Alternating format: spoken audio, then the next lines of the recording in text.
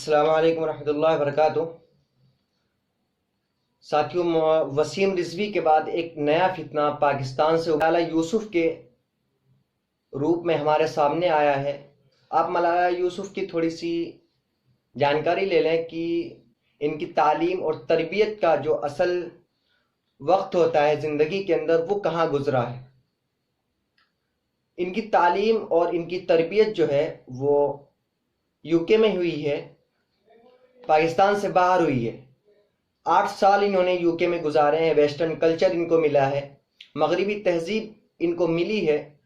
شاید ان پاکستان سے جانے کے بعد ان کے کپڑے تو وہاں چینج نہیں ہوئے، وہاں انہوں نے اپنے لباس کو برقرار رکھا، لیکن ہاں انہوں نے اپنا دماغ جو ہے وہ ضرور کھو دیا ہے۔ ان کا یہ دعویٰ ہے کہ لوگوں کو ایک ساتھ رہنے کے لیے شادی کرنے کی کیا ضرورت ہے، کہ نکاح نامے پہ یہ دستخط، یہ دستاویز، یہ ان سب چیزوں کی ضرورت کیا ہے۔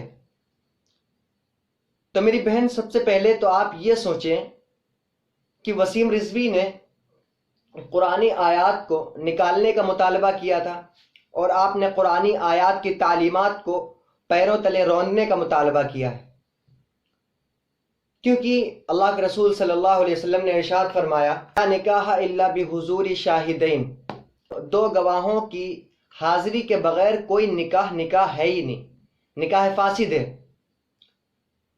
اب آپ یہ بتائیں کہ آپ یہ زہر پھیلا کر کے کہ لوگوں کو ساتھ میں رہنے کے لیے کانٹریکٹ کی اور یہ دستاویزات اور ان کاغذات کی اور دستخط کی ان کی ضرورت کیا ہے، نکاح نامے کی ضرورت کیا ہے۔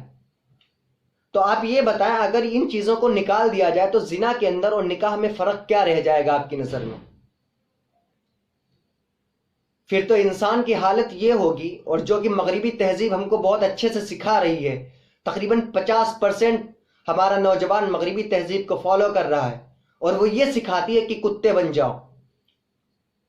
تو انسان کا نکاح نامے کے بغیر وہی حال ہوگا کہ اگر وہ صرف اپنا لائف پارٹنر چنتا رہے بغیر نکاح کے صرف اپنی ضرورت کو پورا کرنے کے لیے، تو وہ تو کتے بھی کرتے ہیں کہ آج اس گلی میں 1 سال تک اس کتیا کے پاس، اس کے بعد دوسری کتیا کے پاس، اس کے بعد چوتھی گلی میں، اس کے بعد 5ویں گلی میں۔ تو اس سے تو ہماری نسلیں ختم ہو جائیں گی، ہمارے خاندان برباد ہو جائیں گے۔ اور یقیناً اس دماغ کے پیچھے اور اس ذہن کے پیچھے یہ آپ کا ذہن بالکل بھی نہیں، جو آپ رہ کے آئی ہیں باہر فورن کنٹریز میں، جو آپ گھوم کر کے آئی ہیں، یقیناً اس کا اثر ہے آپ کے دماغ کے اوپر۔ آپ اس بات کو کیوں نہیں سمجھتی کہ نکاح کے بغیر انسان کی زندگی ادھوری ہے، نکاح کے بغیر انسان مکمل ہی نہیں ہوتا۔ اگر انسان نکاح کے بغیر صرف ایک کانٹریکٹ کے ذریعے ایک لڑکا اور لڑکی ساتھ میں رہنے لگے تو پھر کتے میں، ایک جانور میں اور انسان میں کیا فرق رہ جائے گا؟ پھر زنا میں اور نکاح میں کیا فرق رہ جائے گا؟ کچھ تو آپ ہوش کے ناخن لیجئے کہ آپ ایک مسلم ملک سے آپ کا کانٹیکٹ ہے، آپ اچھی خاصی پڑھی لکھی ہیں، تعلیم یافتہ ہیں، آپ 23 سال کی عمر آپ کی ہے اس وقت، 23-24 سال کی اس عمر میں یہ باتیں، یہ مکمل آپ اسلام کے خلاف آپ بات کر رہی ہیں، اسلامی تعلیمات کے بالکل خلاف ہے۔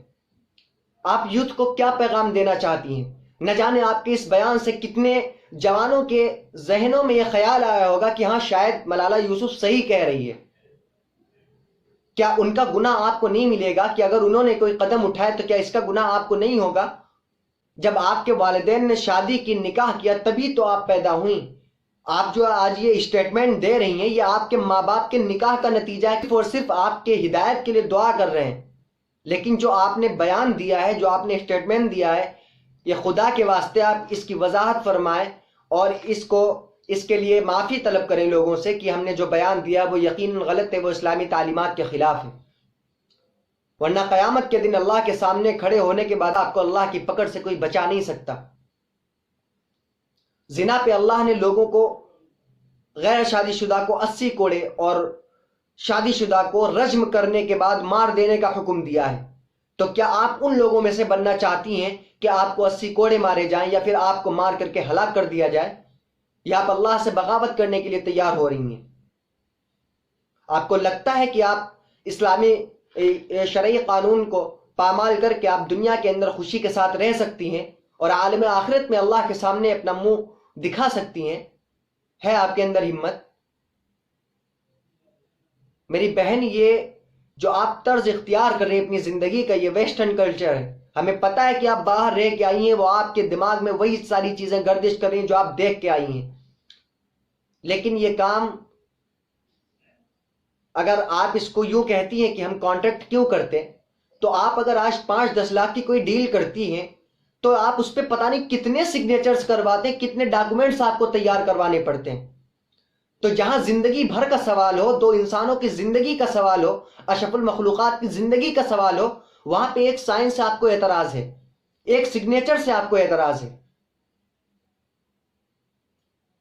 آپ چاہتی ہیں کہ یہ دنیا آپ کے مطابق چلے، لیکن نہیں، آپ کو اسلام کے مطابق چلنا ہوگا. نہیں تو خدا نہ خواستہ اللہ نہ کرے آپ جہنم کی آگ اپنے لیے تیار کر رہی ہیں.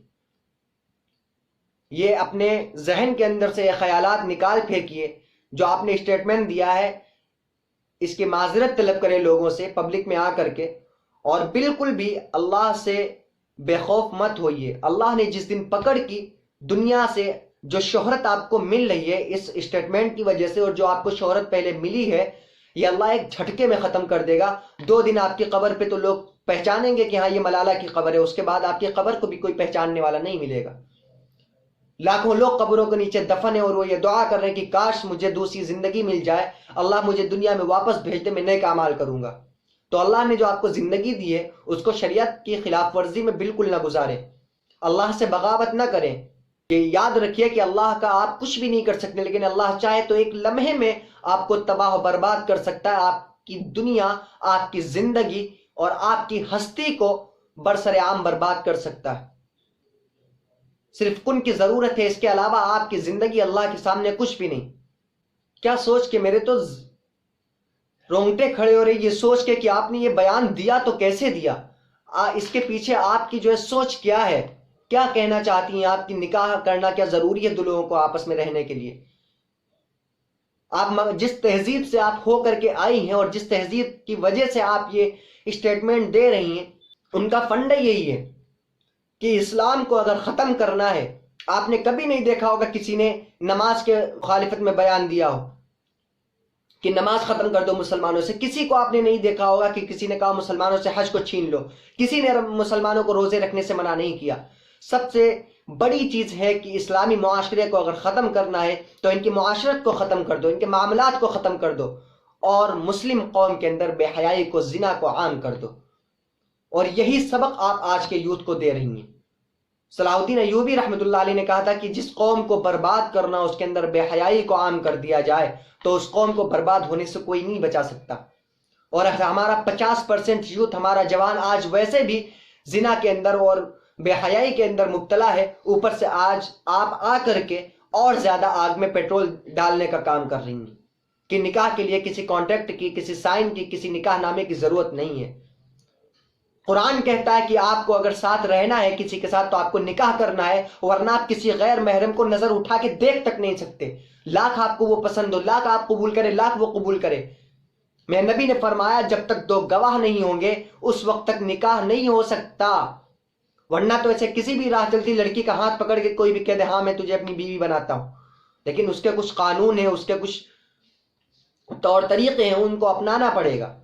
شریعت آپ کے مطابق نہیں ہو سکتی. آپ کو شریعت کے مطابق زندگی گزارنی ہوگی اگر آپ کو اللہ کے سامنے کھڑے ہو کر کے منہ دکھانا ہے. تو اگر جہنم آپ کو اپنے نام کرنی ہے تو آپ لاکھوں ہزاروں ایسے اسٹیٹمنٹ دیتی رہیے، ہمیں آپ سے کوئی اعتراض نہیں.